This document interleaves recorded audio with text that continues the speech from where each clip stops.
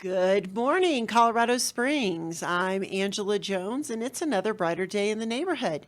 Join me in welcoming our guest this morning, Dr. Stephen Motarjeme. Did I get that You right? got it right. All right, Dr. Steve or Dr. M. So nice to have you Yeah, here. nice to be here. Thanks. And so, Dr. Steve, you are the founder and chief medical officer of Medical Man Cave. Is that right? That is correct. Okay, and that is sort of a boutique aesthetic medical care service based in Denver. Yeah. Okay. Well, it's sort of it's trying to develop a one-stop shop, a place for guys to go. So Well- from primary care to psychiatry to cosmetics. Really? So, Well, tell me yeah. more about that model because for whatever reason, I had the impression that it was mostly medical aesthetics. Right. So, the original goal was to have a place for guys to get primary care and some aesthetics, and then sort of the aesthetics thing sort of blew up, and that's Right. where we started focusing on more. But we're trying to really bring in the other part of it too, with the psychiatry and the primary care, and actually we're building out the space next to us we're going to actually put in some barber chairs and some cosmetic dentistry. So there's going to be anything you could want for a guy. So a good, safe home for them that they feel comfortable in. Oh, that's super cool. So how did you, I want to kind of delve into first, like, what's this idea, this like man cave, like the medical man cave? What do you mean by that? We were just trying to come up with a catchy name for guys that they would feel really comfortable in. Right. And we just bannered stuff for a long time, and we came up with that. That all the guys talk about their man cave, Right. their basement, and then we're like, well, the medical man cave sounds really good. And then sort of everybody giggled initially at it, Yeah. and then really we felt real comfortable with it. And it's sort of guys love the name. So Well, and I've been up to your offices and, I've met your wife and everything. And I will tell you, it is really like a man cave. Yeah, Like it's the, awesome. the Yeah. leather and the black paint and the whiskey bar Yeah. in the lobby. So it's Yeah, pretty just cool. when a guy walks through the door, they feel totally comfortable. I mean, they feel just at rest. So we looked at what cigar bars. That's Yeah. sort of geared toward guys, and then Right.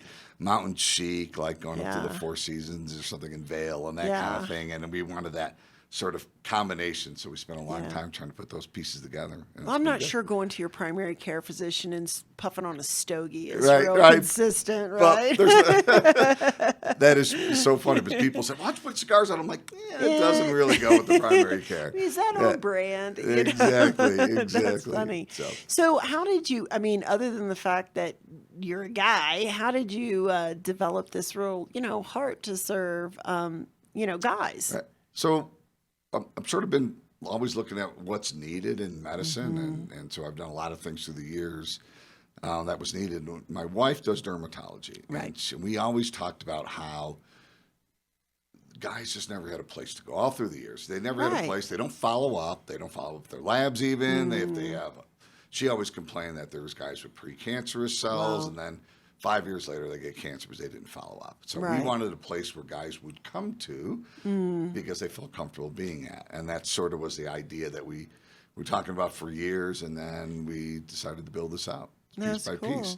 As COVID sort of gave us a little, we started building it, and it gave us a little pause, a little slower to delve even further into the different ideas and stuff. So that's where we Right. came up with the psychiatric part and the TMS that we Yeah. offer now. Well, And, what's TMS? transcranial magnetic stimulation. So Oh, this wow. is That's a mouthful. it is a mouthful. Okay. And Is so that the machine? Yes. Okay, okay. That big machine that sort Okay. of puts magnetic waves into your brain, Mm-hmm. and we program you to come spend money. No, just No.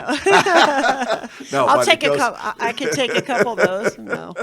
So we, like if you're depressed, that Right. part of your brain is hypofunctioning, so it's going slow. Okay. So it's sort of like a pacemaker kind of thing. It's 36 treatments, really short bursts, 11 minutes, but it goes to that part of the brain and hyperstimulates that brain, and then your brain starts picking up and starts going faster. So really only people that have failed medical therapy for a long time would even get insurance to pay for it. But then Right. 40% of those don't need meds when they're done. I mean, think about the worst of the depressed, and you're carrying 40%.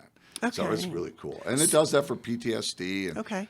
smoking cessation and insomnia even, and anxiety. It's Right. really there's such a wide variety. Athletes use it to increase their speed, and it's been used with autistic kids. I haven't done it, but that help them talk again and Wow. things like. There's a lot Wow. of just beginning everybody to understand it, so it's really cool. And you have the one suite there in your office where you offer those. Yes. Yeah. Okay.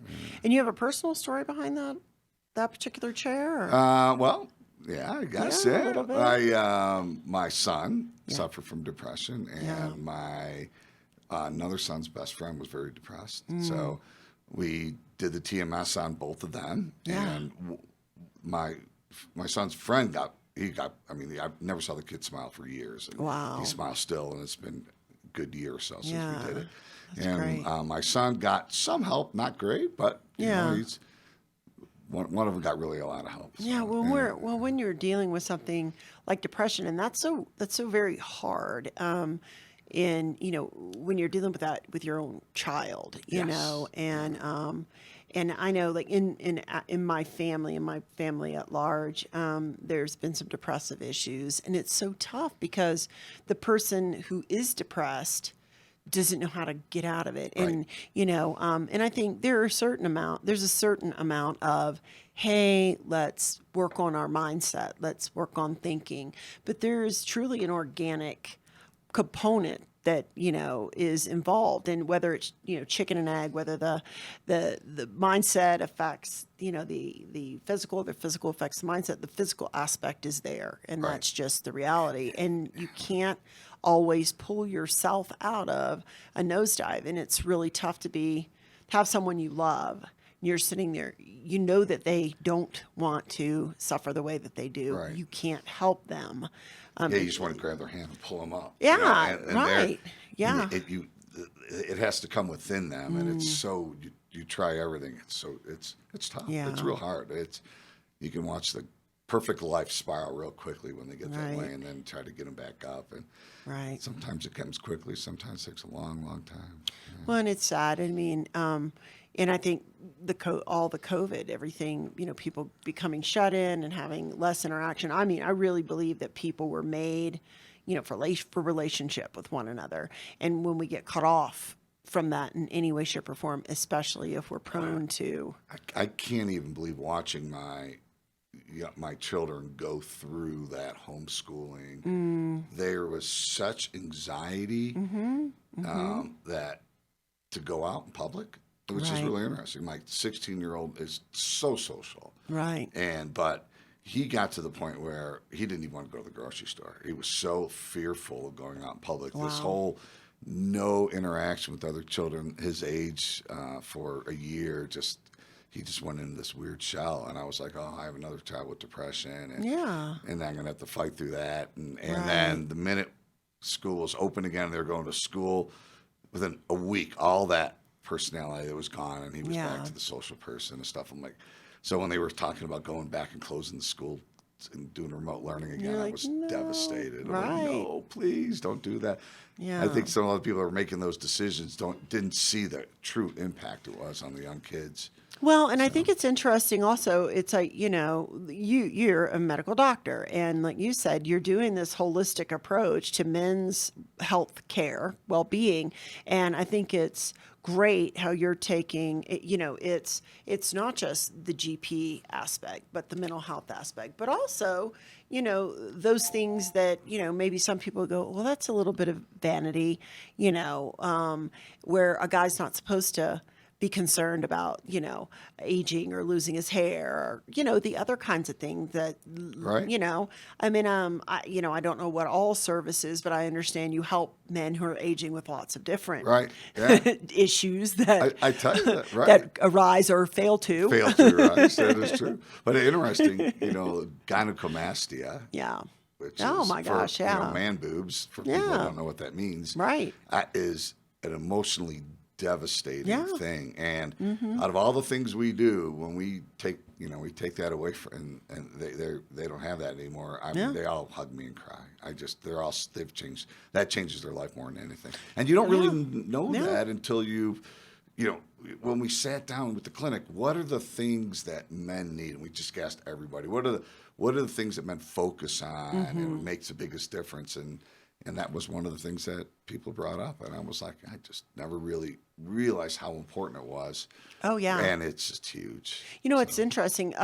The first time I'd heard anything about gynecomastia, whatsoever, was when I was working for a law firm, and that dealt in mass torts cases, and there was a particular pharmaceutical drug, company that was being sued because this particular drug, we were alleging caused gynecomastia, and it really was just devastating. It was primarily young men that ended up being affected most by, this side effect or what have you. But it was, an otherwise happy, healthy, prepubescent young man who develops breasts is, it's just a whole other world. Yeah. I mean, they walk with their shoulders hunched forward. Yeah. They don't take off their shirt anywhere. They feel embarrassed to have relationships. Yeah, it's yeah. really a striking thing. One of those things is that I didn't realize how emotionally disturbed that caused a lot of people to feel. Well, and I think it's interesting what you had said. It's only been, in the past ever so many years that you've gotten into this particular business. So what's your background that brought you to a place where you care so much about your clientele? So I'm a person that's overeducated, I guess. I trained in 3 fields of medicine. Okay. So I really like learning. I like doing anything I do is perfect. It's sort of a perfectionist in a way. And so as I went through this process, I look at what we weren't doing in medicine and what we needed to do better.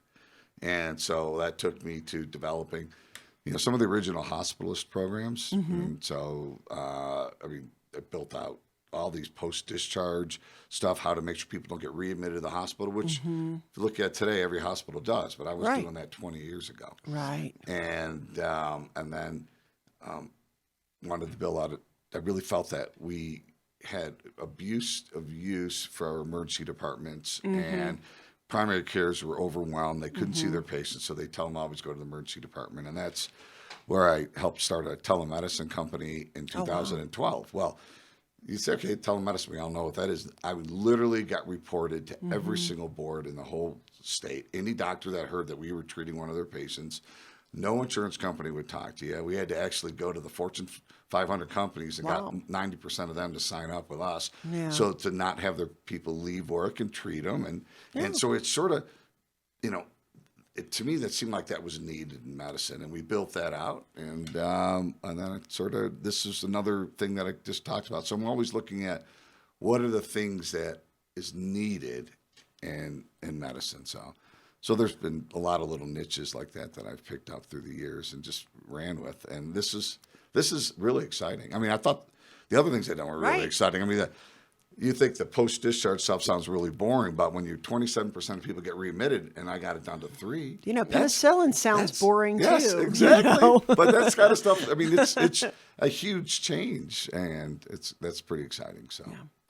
Well, you're listening to Another Brighter Day in the Neighborhood. I'm your host, Angela Jones, and our guest today is Dr. Stephen Motarjeme. Is that right? I get it right. Got it right again. I mean, I'm just 2 winning. for 2, baby. Hashtag winning. So, tell me more about. So, you said you're trained in 3 different areas of medicine. Yes. So, you're GP. I did internal medicine, pediatrics, and emergency medicine. Okay. And I've done things like open up brand new heart hospitals and run trauma centers and when we opened up the heart hospital in Milwaukee, everything was how can we be the best, not be good, but the best. And so everything we built, everything we structured. If you were having a heart attack, we would know in the field that we would have instead of going to the emergency department would go with you to the cath lab. So we would go right into the cath lab. While we're doing our emergency care, we're setting the cath lab up, starting everything. And so when the cardiologist and the CAT team came in, they were right by the bedside ready to go. So your blood vessel would open up and 14 minutes from Right, the time we right. hit our door versus going, 20 minutes in that Right. ER, then 20 minutes over there. And that's the kind of thought process that, I've always trying to, push the edges. You've always been kind of innovative. Yes, that's just the way I think. Yeah. Right, right. Yeah. And so I was going to ask you that, you're not from Colorado No, originally. I'm from So- Chicago. Chicago Yeah. originally, and by way of Milwaukee to Yes. Colorado? So my first job was in Milwaukee after Okay. residency. Okay. Yeah. And it was an inner city hospital. It's closed now, but that was really exciting. It was a true inner city hospital. So we saw about everything you could ever imagine. But, very altruistic at that point when you get out. You really want to help everybody. 85% of people didn't have insurance. And Sure. we did that for about 15 years. It's like the kind of ER you see on yeah, TV. Exactly. Exactly. For everybody works, I don't know how, 22 hours Right, every day. right. And still manage to have a social life at I the don't know. It hospital. gets pretty hard. You have one kid will take you down pretty good with your social life and your. It always amazed me, like the nurse who works all the ER shifts and somehow manages to go through medical school simultaneously. and date every important person in the hospital. No. Yeah, all male and female alike, exactly. So that's kind of funny. All right, and so Chicago. Now, one of my favorite things about Chicago is the food. Yes. Are you a that's great. foodie? Oh yeah, I love food. All right, so what are your favorite places to go in Chicago? Oh, well, it's sort of the Portillo's, which Okay. is Italian beefs and hot dogs and that kind of yeah. stuff. And we like Giordano's pizza, so when we go course. back. Yeah. But, there's a lot of great steakhouses. Have you been to Chicago much? I haven't been much, but I Okay. was up there. I actually worked in Wisconsin Okay. at this little place north of Chicago called Nippersink Okay. Resort, right after I graduated from high school. And so we would go up into Milwaukee. Like I went to what was it? Is it called Summerfest? Milwaukee Yeah, Summerfest. yeah. I saw Milli Vanilli and Paula Abdul and a couple other people in concert there. Cool. Before that was when everybody was lip syncing, I guess, Right, at the right. time. But we went down to the Taste of Chicago, and then when I lived in Nashville, right out of law school, we would actually fly up and watch, baseball games. Go up to the, Cubs games. Right. It was like Cubs or Braves, and it was not as easy a flight necessarily, Right. to get down because Nashville only had sounds. Well, they still don't have Major League baseball or anything like that, but we would go up, and that was always a good time. Right. And so Oh, you would always, going to the Cubs is always a party. yeah. I when mean, you're young, you're outside. Day baseball is exciting. it's super. It's super. And it was that was back in the day where, the Southwest flights were like $30, Right. And from Nashville you would go, it was basically you'd go through security and it was the first gate on the left was Chicago. 30 minutes later you're in Chicago, Right. type of thing. It was like getting on a bus, but not really. But they had the mass transit, so it made it doable, Right. to do that. But I always loved because we would go and either go eat and then go to the game or go to the game and then go eat. And so it was just various places. So Alinea, if you ever go, is a Okay. really great place. So you buy a ticket. Okay. Yes. All right. And you don't, and they just, you get whatever they're serving. And it is a lot of exotic as you could ever imagine. It's like their Really? desserts. They'll bring like a chocolate egg full of all these other dessert things that have been frozen and, nitrous, and then they drop it and it explodes on the table. And it's just, it's just all. So it's like an these- experience. It's a complete experience. Okay. But, yeah, And good food. great food. What about in Denver? What are your favorite places? Eddie V's. I love Eddie V's. Yeah? I like Del Frisco's. Okay. And Mayhawk for Indian food that's near our clinic. All right. And I'd say, let's see what else. Hapa for sushi is really good. Okay.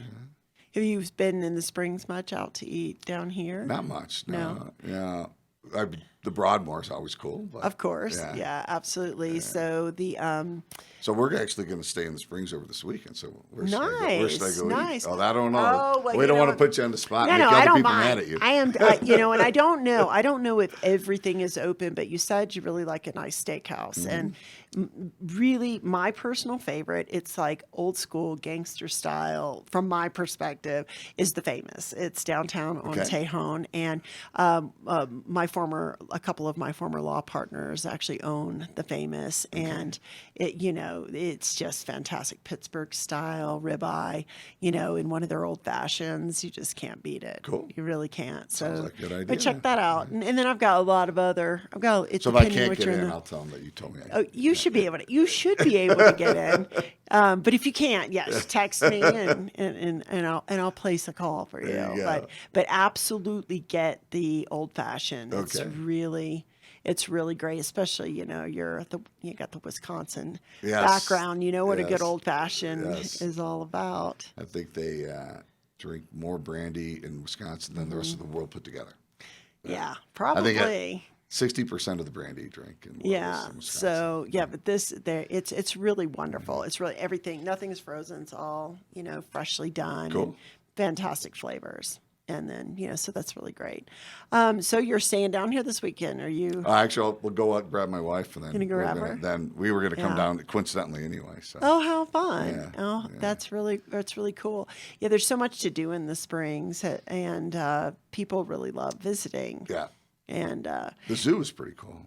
yeah, I like that zoo. so have you been to many zoos? Oh, we love the zoos. Everywhere I go, we have memberships at the zoos. All right, what are your favorite zoos?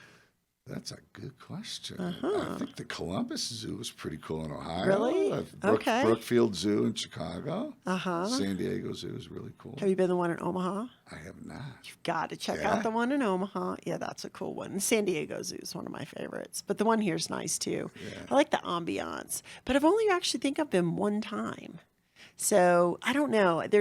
Nashville's got a great zoo that I spent a lot of time with when I was, when my kids were little. Right. It's called Grassmere, and just because it's a place where you could take the kids and they could see things or what have you. But I think what that stoked for me is really strangely this desire to travel, like to Africa, Right. and been to South Africa? America. No, I haven't. Oh, but it's really we keep on wanting to go. Yeah. But we were ready to go right when COVID hit. And we're like, Yeah. "Oh." And then we were going to go the next year, and we put it off. And then we were going to maybe go in this year, next summer. yeah. You guys are big travelers. Oh then? yeah, I love the travel. And that the COVID's put that No, out of play for you. Somewhat down, but we Okay. didn't want to get to where if you want to go to someplace like Africa, Yeah. that's once in a lifetime. You don't want to have Yeah. things restricted or this or have to wear masks and who knows True. what's going on. So True. that's not a cheap trip. No, no. I wouldn't. And then I'd want to bring all my kids, and Of course. So and my Yeah. mom, and Yeah. that's her one place she hasn't been that she's always wanted. Is to your go. family all in Denver around? No, now? They're just spread out. They're spread out. So I have 2 kids in Wisconsin, 1 in Chicago, and Okay. 2 at home still. 2 home, and then your mom's in Chicago. My mom is in Sacramento. Okay. Yeah, so All we moved right. out. You get She around. was interesting. When I went to college, Mm-hmm. I was supposed to go to University of Illinois, and I went down there, and I didn't like it, and so I came back up, and I said, Okay. I'm going to a different school, and they're like, what? I'm like, yeah. Right. And I went to UC Davis, and I sat down, and so my girlfriend at the time was there, and she's like, well, we all have something to say. My mom goes, I'm moving to Sacramento. I said, well, I'm going to UC Davis, and she says, I'm moving to San Diego. And UC Davis and Sacramento are 11 miles apart. Right, I'm right, like, Are you right. kidding me? So it was perfect. So That was awesome. it was awesome. Yeah. All right. Well, I think we're getting close on time, and so I want to make sure that people have an opportunity to get your information and get a hold of you. Sure. To learn more about Medical Man Cave. Well, we are up in Cherry Creek, Mm-hmm. and our phone number is really easy to remember, 722-4MEN, so 303-722-4MEN, and we specialize in really one extreme to the other. So we take care of your primary care, your psychiatry, and then we do hair transplantations and liposuction and male enhancements and sort of cryolipolysis, which is like cool sculpting and Okay. lasers and facial resurfacing, and we're just getting that M-Sculpt M-Sculpt? Yeah, it helps build muscle mass. So Really? it's sort of cheating. Does In that 30 work? minutes, Does that work it for women really too? does. Or only guys? It really works great For both for men both. and It women? give you, especially women that are post liposuction or tummy tuck, and it'll build those muscles really hard. Really? What Good. about post-hysterectomy? Yes, absolutely. Because that causes some Yeah, so problems. it'll build any muscle. So it's like in 30 minutes, it's like doing 2,000 sit-ups kind of thing. Are you kidding me? Yeah. And it's for anywhere on the body. We should have started here.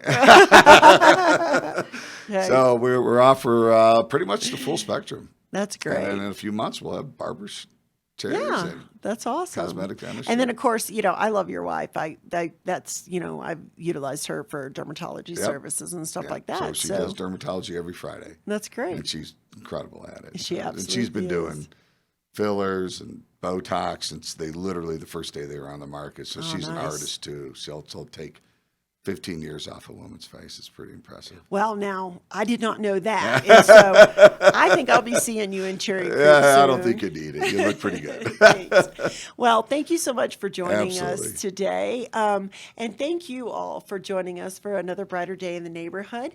You can find us here each week at the same time and station. And until the next time, have brighter days.